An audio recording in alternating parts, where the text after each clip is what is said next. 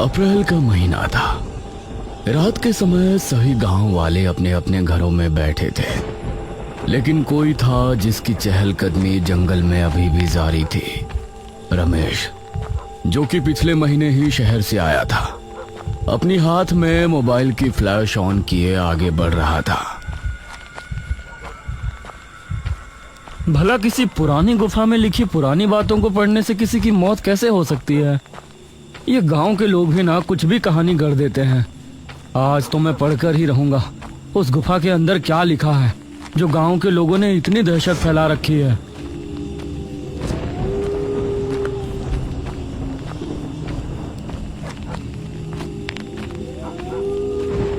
कुछ कदम चलने के बाद गुफा उसके सामने थी।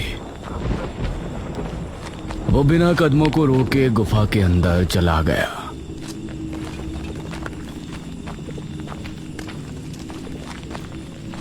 गुफा तो नॉर्मल ही लग रही है।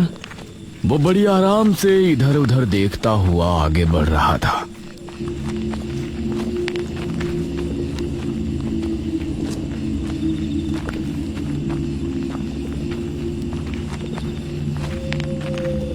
कुछ देर चलने के बाद उसे गुफा की दीवारों पर कुछ अजीब सी आकृतियां नजर आईं, और उनमें से कई आकृतियां बहुत ही भयानक थीं।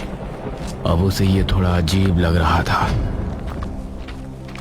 तभी उसने एक दीवार पर कुछ लिखा हुआ देखा, जो कि संस्कृत भाषा में लिखा था। अरे बाप रे, ये तो कोई बड़ी गाथा लगती है भाई। ऊपर से लेकर नीचे तक की दीवार लिखाई से भरी है। उसने दीवार पर लिखी बातों को पढ़ना शुरू किया, और धीरे धीरे उसकी आंखें बड़ी होती चली गईं। जब वो दीवार की आखिरी लाइंस पर पहुंचा तो अचानक से उसके चेहरे के रंग उड़ गए। उसकी आंखें खौफ से बड़ी हो गईं। उसकी सांसें तेज तेज चलने लगी। हे भगवान, ये मैंने क्या कर दिया? वो उसी समय वहां से भाग निकला और गांव की तरफ रवाना हुआ।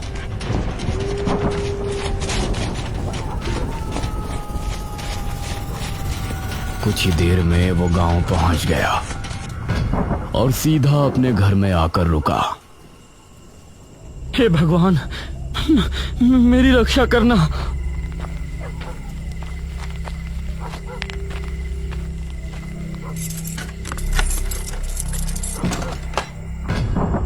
वो बेड पर पहुंचा और चादर में घुस गया। उसे बहुत तेज बुखार भी आ गया था। शरीर में अजीब सी कपकपी बंधी थी। तभी उसे उसके दरवाजे के खुलने की आवाज आई। वो डर गया और उसने अपने चेहरे से हल्की सी चादर हटाई तो उसके सामने एक बहुत ही भयानक असुर खड़ा हुआ था। उसे देखकर उसकी आंखों में खौफ उतर आया।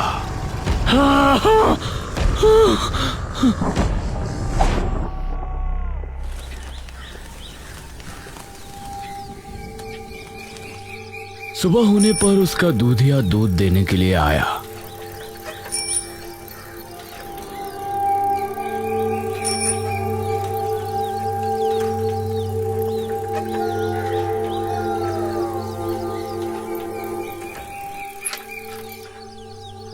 अरे रमेश बाबू, दूध ले लीजिए। कहाँ छिपे बैठे हैं?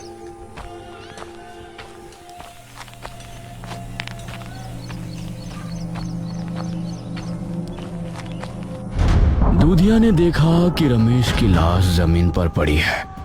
उसकी आंखें खुली थी, जिनमें छाया खौफ देखकर यह समझ आ रहा था कि उसने मरने से पहले कोई बहुत भयानक चीज देखी है। कुछ दिन बाद गांव में एक टांगा आया।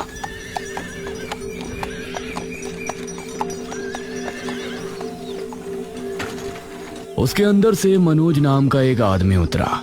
टांगे वाले ने उसके 2 बड़े बड़े बैग भी टांगे से उतारे। शुक्रिया भाई। तभी मुखिया भी अपने एक आदमी के साथ वहां आया।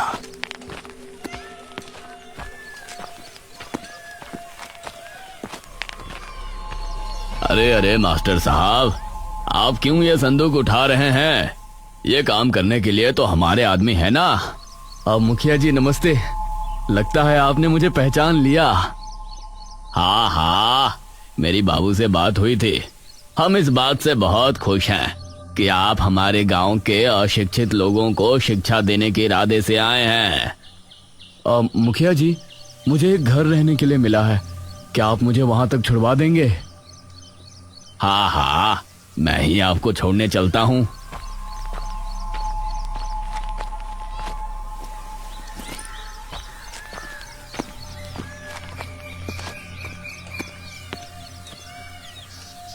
मनोज मुखिया की गाड़ी में बैठा और गाड़ी आगे बढ़ने लगी।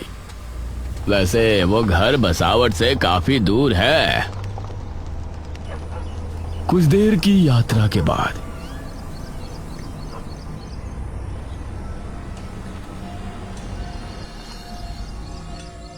ये उस एक घर पर पहुंचे। एक पुराना सा घर, उसके ठीक पीछे ही नदी बह रही थी और आसपास जंगल था। अरे वाह, ये तो काफी अच्छा है, मुझे ऐसा ही घर चाहिए था। मुखिया के आदमी ने उसके दोनों बैग घर के अंदर रख दिए। मास्टर साहब, आपकी पाठशाला की सफाई का काम आज पूरा हो जाएगा। आप कल से पाठशाला शुरू कर सकते हैं। और शुक्रिया मुखिया जी। मुखिया उसे छोड़कर वहां से चला गया।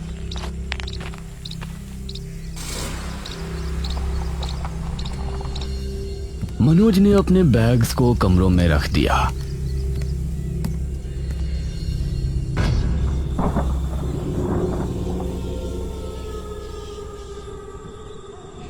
रात हो चली थी और उसे काफी ठंड लग रही थी। हे भगवान, यहाँ इतनी ठंड क्यों लग रही है?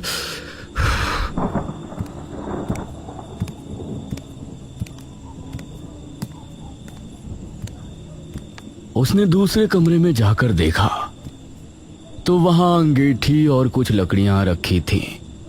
अरे, ये लकड़ियां तो बहुत बड़ी हैं, इनको बिना काटे तो अंगीठी में डाला ही नहीं जा सकता। उसने सभी कमरों में देखा, लेकिन उसे वहां कुल्हाड़ी नहीं मिली। चलो बाहर जाकर देखता हूं, हो सकता है जंगल में छोटी लकड़ियां मिल जाएं। बिना काटे ये तो अंगीठी में नहीं आने वाली। वह घर से बाहर निकला। मौसम काफी ठंड था। उसने देखा कि नदी की तरफ कुछ छोटे पेड़ भी है। उन पेड़ों से छोटी लकड़ियों का इंतजाम हो सकता है। वह नदी के ही तरफ रवाना हुआ। सामने से आती लहरों का नजारा उसे बहुत मनमोहक लग रहा था। वो लकड़ियों को भूल गया और नदी के किनारे की तरफ उसके कदम चल पड़े। एक लहर आई और उसने आंखें बंद कर उसको महसूस किया। उसके घुटनों तक पानी आया और लहर वापस जाते हुए पानी वो वापस ले गई। वाह, कितना खूबसूरत मंजर है ये। तभी उसे उसके पैर के पास कुछ महसूस हुआ। उसने देखा कि मिट्टी में कुछ है। उसने मिट्टी हटाकर देखी तो वो हैरान रह गया। उसके पैरों में एक कुल्हाड़ी पड़ी थी। अरे भाई, ये क्या कुल्हाड़ी? हाँ, यहाँ तो आसपास कोई है भी नहीं। फिर किसने मेरी इतनी फिक्र की? उसके चेहरे पर मुस्कान छलक आई। मुझे इसी की जरूरत थी। भगवान ने समुद्र के जरिए मदद की है। Thank you God. उसने कुल्हाड़ी उठाई और वापस घर में पहुंचा। कुल्हाड़ी की मदद से उसने लकड़ियां काटी और फिर अंगीठी में डालकर आग लगाई। वाह, अब थोड़ी राहत मिली। उसने अंगीठी पलंग के पास रखी और फिर सुकून की नींद सो गया।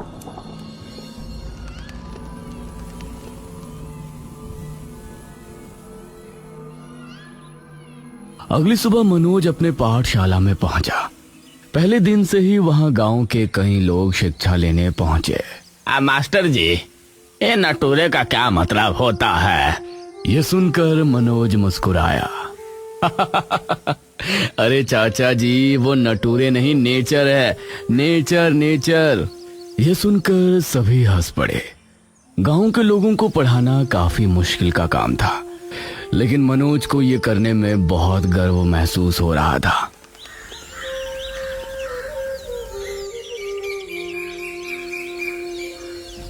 दोपहर होने पर मनोज पाठशाला को ताला लगाया और फिर मुखिया उसे गांव घुमाने जगह जगह ले गया।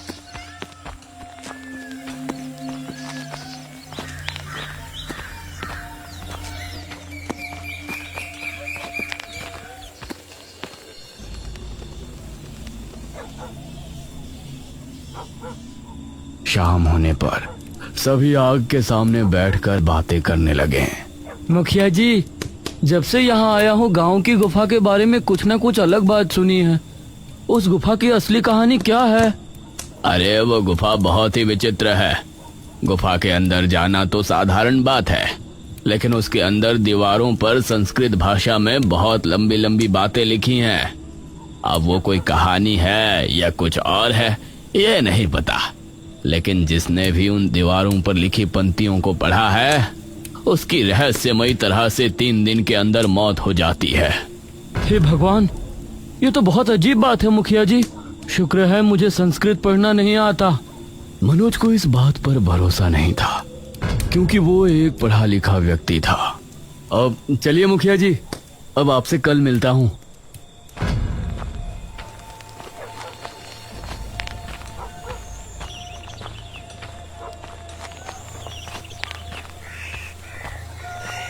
वो फिर अपने घर पहुंच गया।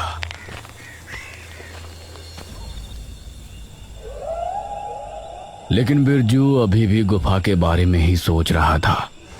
उसके कदम उसे गुफा के पास खींच ले गए। मैंने झूठ बोला था कि मुझे संस्कृत नहीं आती। अब तो मेरी उन पंक्तियों को पढ़ने की जिज्ञासा और बढ़ गई है। भला दीवारों पर लिखी बातों को पढ़ने से कोई मर सकता है? वो गुफा के अंदर चला गया। कमाल है, जितनी अंदर जा रहा हूँ रोशनी उतनी ही बढ़ती जा रही है, लेकिन समझ नहीं आ रहा रोशनी आ कहां से रही है। वो एक दीवार के सामने जाकर रुका और उस पर लिखी संस्कृत की लाइन पढ़ने लगा। भारत 1026वीं ईस्वी में रतनगढ़ के राजा अमर सिंह का राज था। उनके राज्य में प्रजा बहुत खुश थे और उनका तेज दूर दूर तक फैला था। लेकिन एक दिन अचानक उसने काफी देर तक दीवार पर लिखी कहानी को पढ़ा और नीचे आते आते उसके चेहरे की रंगत उड़ गई। सर्दी में भी उसके माथे पर पसीने आ गए थे। तभी उसे एक भयानक हंसी सुनाई दी। उसकी हालत खराब हो गई और वो जल्दी से गुफा से बाहर भागा। वो गांव की तरफ निकल गया और कुएं पर जाकर रुका।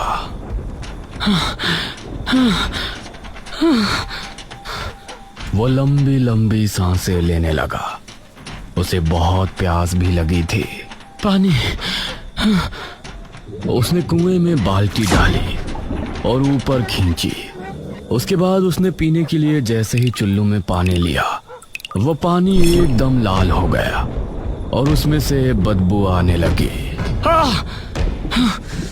उसने चुल्लू का पानी फेंक दिया और बाल्टी पर नजर मारी तो उसके अंदर साफ पानी ही था। वो जल्दी से वहां से अपने घर की तरफ भागा। अरे क्या हुआ आपको? इतना हाफ क्यों रहे हैं? कुछ नहीं, खाना लगाओ। उसने अपने डर को छिपाना चाहा, लेकिन इसमें वो नाकाम हो रहा था। खाइए ना, थाली आपके सामने है। उसने एक रोटी तोड़ी और जैसे ही मुंह में रखी तो उसे बहुत ही अजीब सा स्वाद आया और उसने रोटी वापस उगल दी। उसने देखा कि थाली में सब्जी की जगह कीड़े रेंग रहे हैं। अरे क्या हुआ आपको? जब बिंदिया ने देखा तो प्लेट में खाना ही था। वो कीड़े सिर्फ बिरजू को ही नजर आए थे। कुछ नहीं, वो मुझे भूख नहीं है। वो बिस्तर में गया और बुरी तरह से कांपने लगा। उसकी बीवी बिंदिया को उसकी बहुत चिंता होने लगी। अगले दिन सुबह 7 बजे मनोज की आंख खुली उसने उठते ही खिड़की से नदी का नजारा देखा। वाह, कितना खूबसूरत नजारा है। ठीक 8 बजे वो पाठशाला पहुंचा और पढ़ाने का काम शुरू किया और शाम होने तक वो मुखिया के साथ ही रहा। उस समय बिरजू भी काम से अपने घर को लौट रहा था। तभी उसे अपने पीछे से अचानक भारी कदमों की आवाज सुनाई दी। उसने डरते हुए पीछे मुड़कर देखा तो वहां कोई नहीं था। उसने फिर से चलना शुरू किया। वो फिर से कदमों की आवाजें उसे सुनाई देने लगी, लेकिन अब उसने रुकना ठीक नहीं समझा और अपने घर पहुंचा। बिंदिया, बिंदिया घर के अंदर नहीं थी। बिरजू ने मटके से लेकर पानी पिया। तभी उसे वही भारी कदमों और हंसने की आवाज सुनाई देने लगी।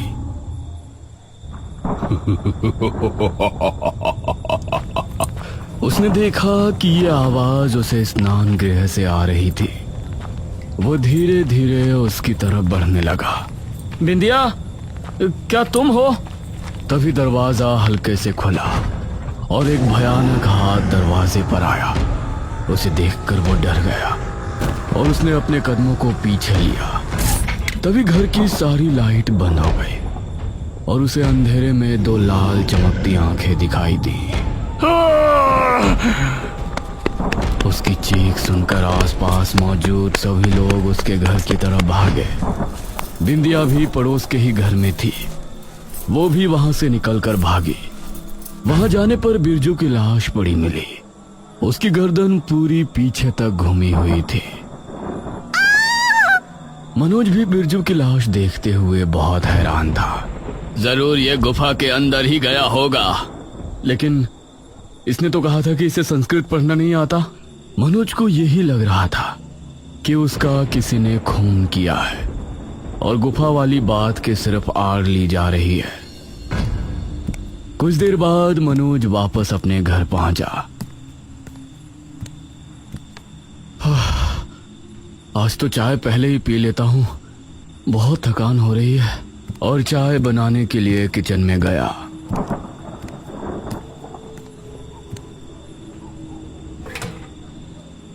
तो पतीला खाली था। अरे यार, दूध वाला तो सुबह आएगा, अब चाय कहां से पीऊंगा। तभी उसने किचन के खिड़की से देखा कि नदी के किनारे एक गाय खड़ी है। Oh my God! वह घर से बाहर नदी किनारे पहुंचा तो गाय अभी भी वहां खड़ी थी। कल रात जब मुझे कुल्हाड़ी की जरूरत थी तो कुल्हाड़ी नदी के किनारे आ गई, और जब अब मुझे दूध की जरूरत थी तो गाय आ गई। ये क्या हो रहा है? उसके मन में असमंजस ने जन्म ले लिया था कि नदी किनारे उसे कौन मदद भेज रहा है। और दूसरी बात ये थी कि गुफा के बारे में गांव के लोग जो फैला रहे हैं, क्या वो सच है? ना जाने क्यों वो उसी समय गुफा की तरफ निकल गया। गुफा के अंदर पहुंचकर उसने दीवार पर लिखी बातों को पढ़ना शुरू किया, क्योंकि उसको संस्कृत आती थी। भारत 1026वीं ईस्वी में रतनगढ़ में राजा अमर सिंह का राज था। उनके राज्य में प्रजा बहुत खुश थी और उनका तेज दूर दूर तक फैला था। लेकिन एक दिन अचानक, महाराज, बहुत बुरी खबर है। राज्य में हाहाकार मचा हुआ है। आम जन की मृत्यु हो रही है। लोगों का कहना है कि रात के समय कोई दानव आता है, उनकी जान लेकर चला जाता है। उसे देखने वाले कुछ ही लोग जिंदा हैं और अब तक उसने कई लोगों की जानें ली हैं। अगर वो कोई दानव है तो शीघ्र ही तांत्रिक तारानाथ को बुलाया जाए। अब वही है जो हमें उस दानव से युद्ध करने का तरीका बता सकते हैं। तांत्रिक तारानाथ को बुलाया गया। महाराज, कोई भी दानव भला क्यों हमारे ही राज्य में आकर हाहाकार मचाएगा? हमें नहीं लगता कि यह कोई आम दानव है। महाराज, उस दानव ने जहां आखिरी हमला किया था वहां से हमें कुछ मिला है। क्या मिला है? उसे सामने लाइए मंत्री जी। मंत्री ने ताली बजाई और एक दरबार एक थाली लेकर आया।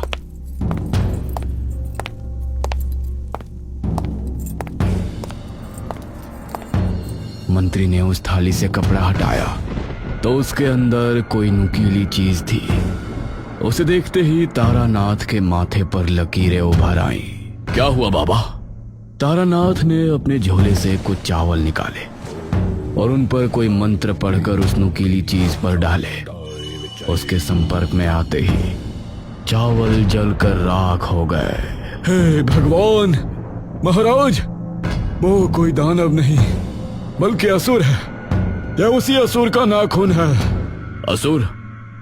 हाँ, आपके पड़ोसी दुश्मन राज्य ने हमारे राज्य को खत्म करने के लिए इस असुर को आवाहन करके यहाँ भेजा है। तांत्रिक तारानाथ, अब हम इस असुर को कैसे वध कर सकते हैं? ये कोई आम दानव नहीं, असुर है महाराज। हमारी मृत्यु ही इस असुर का अंत है।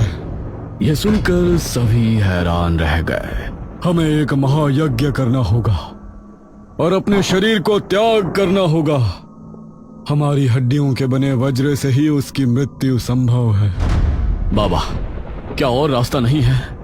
नहीं महाराज, हमें हमारी मृत्यु का कोई दुख नहीं है।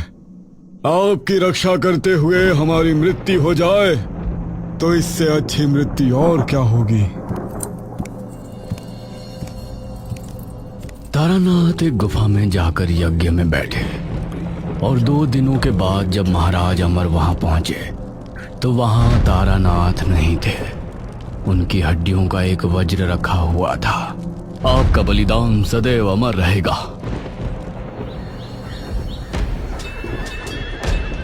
अगले दिन राज्य पर दुश्मन राज्य के राजा रुद्र सिंह ने हमला किया। अमर सिंह अपनी सेना के साथ पूरे जोश और होश से उनका मुकाबला कर रहे थे। अमर सिंह, अब तेरी मौत तय है। अब मैं तुझे मारने के लिए असुर का वाहन करता हूँ। उसने आंखें बंद की और असुर का आवाहन किया। तभी वहां एक भयानक असुर आ पहुंचा। उसे देखकर सभी खौफ में आ गए थे, लेकिन राजा अमर सिंह ने तारानाथ की हड्डियों का बना वज्र निकाला, जिसे देखकर असुर के चेहरे की हंसी उड़ गई। ये क्या? उस तारानाथ ने अपने शरीर का त्याग दे दिया। क्या हुआ तुझे?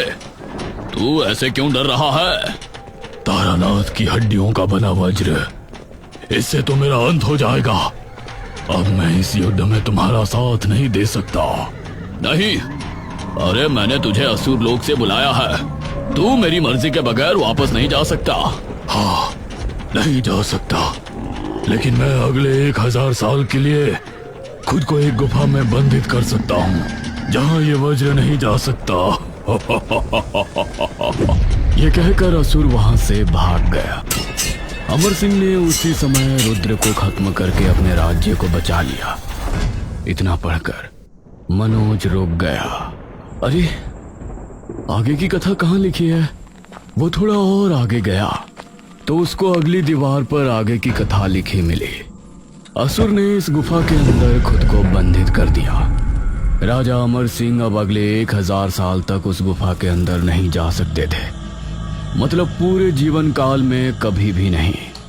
इसीलिए उन्होंने आज्ञा देकर ये सारी कथा इस गुफा के अंदर लिखवा दी। लेकिन गुफा से बाहर आते ही लिखने वाले मर गए। उस समय के ज्योतिषों ने भविष्यवाणी की कि इस गुफा के अंदर जो भी जाएगा और वो ये कहानी पढ़ेगा तो असुर उसे मार देगा। जब कई सालों बाद महाराज अमर सिंह फिर से जन्म लेकर इस गुफा के अंदर जाएंगे तो उन्हें यह कथा पता चलेगी और उनके कदम पड़ते ही अगली रात में ही असुर गुफा से आजाद हो जाएगा और राज्य में हाहाकार मचा देगा। उस समय महाराज अमर सिंह को ये वज्र ढूंढकर उसे खत्म करना होगा। इतना पढ़कर मनोज हैरान रह गया। अब उसे भी डर लगने लगा था। तभी उसे एक भयानक आवाज सुनाई दी।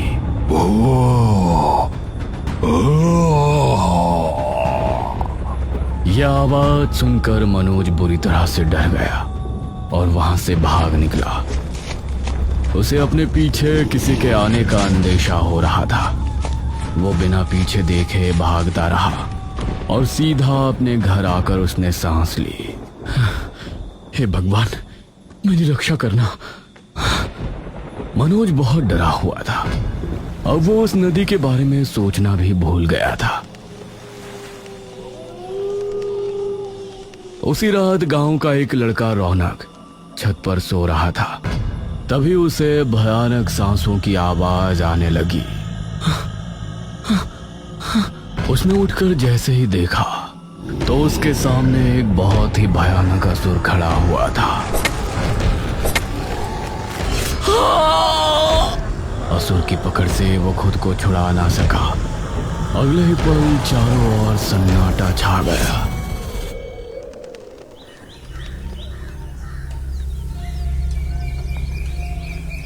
सुबह होते ही गांव में उसके ना रहने की खबर फैल गई और माहौल शोकमय हो गया। ये रौनक कैसे मारा गया? ये तो गुफा के अंदर गया भी नहीं था। मुखिया जी, ये तो बहुत बुरा हुआ। गुफा में तो मैं गया था, फिर ये क्यों मारा गया? धीरे धीरे 3 दिन गुजर गए। असुर ने इन दिनों में कई नौजवान लड़कों को गायब कर दिया। अब मुझे कोई नहीं मार सकता, मैं आजाद हो चुका हूँ। गांव में एक सभा बैठाई गई।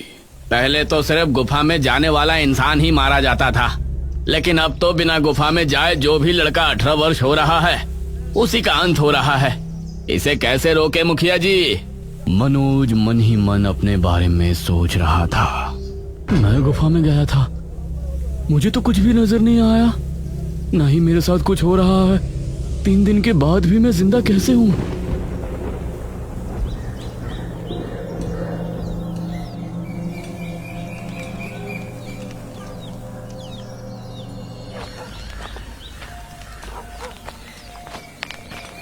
मनोज घर पर आया और इसी सोच में डूब गया कि उसकी जगह गांव के लोग क्यों मारे जा रहे हैं। तभी उसकी नजर नदी पर पड़ी। वो बिना कुछ सोचे नदी किनारे गया। तुमने मेरी 2 बार मदद की है, अगर ये कोई इत्तेफाक नहीं है तो मेरी मदद करो। मुझे बताओ कि तुम कौन हो और क्या ताल्लुक है मेरा इस नदी से और गांव में हो रहे खूनों से। तभी उसने देखा कि लहरों के साथ कुछ उसके करीब आ रहा है। वो उसे देखता रहा और पास आने पर पता चला कि वो एक बोट थी जिसमें कोई नहीं था। ये क्या? इसमें तो कोई है ही नहीं, फिर ये यहाँ कैसे पहुंची? मनोज ने उस बोट में बैठ गया। उसके बाद वो अपने आप रवाना हो गई। मनोज को डर भी लग रहा था और हैरानी भी हो रही थी, कहीं उसकी मौत को अलग तरह से तय तो नहीं किया गया।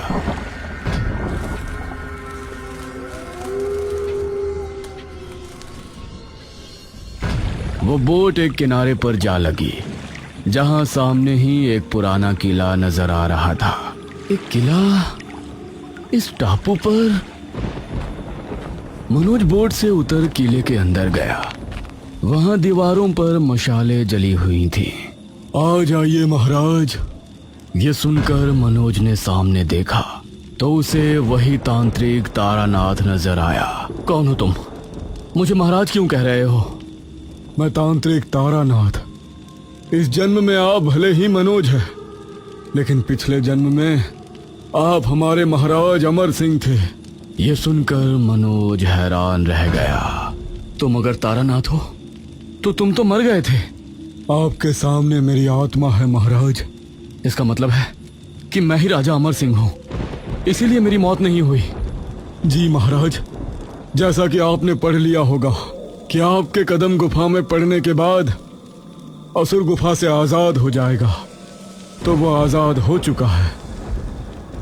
हे भगवान, मतलब जितने भी गांव के लोग मारे जा रहे हैं उनका जिम्मेदार मैं हूँ? ऐसा ना सोचे महाराज, आप बस उस असुर का अंत कर दें।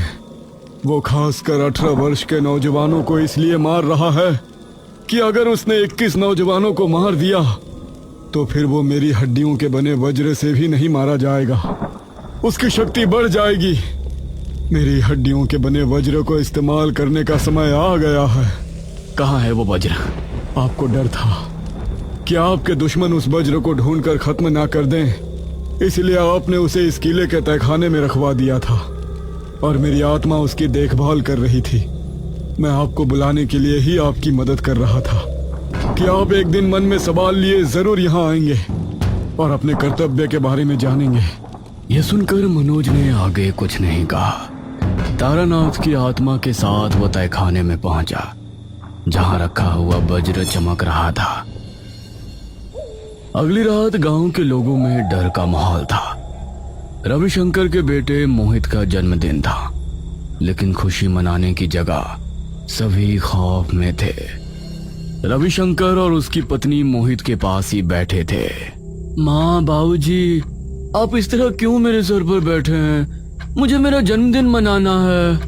अरे बेटा, तुम्हारी जान खतरे में है, हम तुमको अकेला नहीं छोड़ सकते। हाँ, वहीं कुछ लोग घर के बाहर भी टहल रहे थे। मोहित रविशंकर का इकलौता बेटा है, उसकी मौत नहीं होनी चाहिए।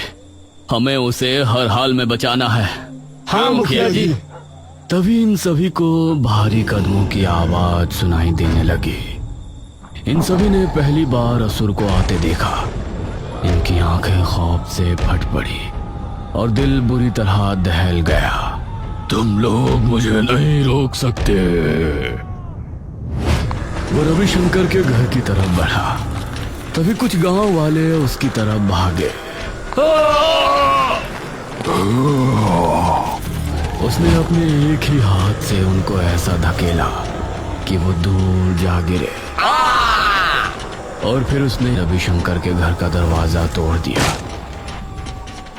उसे देखकर रविशंकर और उसकी पत्नी डर गए और मोहित का दिल दहल उठा। असुर ने आगे बढ़कर मोहित को अपने कंधे पर उठा लिया। तुझे तो मैं गुफा में ले जाकर आराम से खाऊंगा। वो मोहित को लेकर घर से निकला। तभी उसके सामने मनोज आ गया। छोड़ दे इसको असुर, छोड़। ओह, तो तू मुझे रोकेगा? उसने मनोज को धक्का देना चाहा, लेकिन उसे छूते ही असुर को एक झटका सा लगा। मोहित उसके हाथ से छूट गया और उसके माता पिता ने उसे खुद से चिमटा लिया। यह कैसे हो सकता है? मैं तो तुझे मच्छर की तरह मसलने की शक्ति रखता हूँ। तभी मनोज ने अपने पीछे छिपाया हुआ वज्र निकाला, जिसे देखकर असुर हैरान रह गया। मैं कोई आम इंसान नहीं, राजा अमर सिंह हूँ। तेरी मौत। यह सुनकर असुर के चेहरे पर खौफ उतर आया। वो वहां से भागने लगा। तभी मनोज ने आगे बढ़कर उसके सीने में वज्र घोंप दिया। असुर बुरी तरह से अहंकार भरने लगा। सभी गांव के लोग वहां इकट्ठे हो गए।